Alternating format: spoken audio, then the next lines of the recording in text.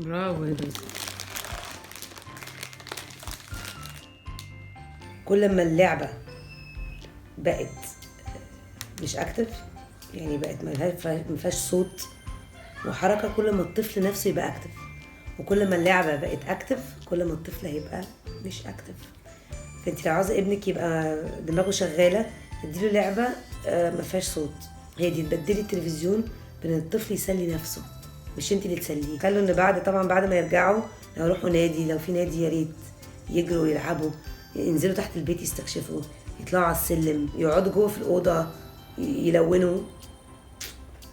يعني ممكن تخليهم يلونوا على الحيطان بس في الأوضة بس، ما تعملوش الغلطة اللي أنا عملتها.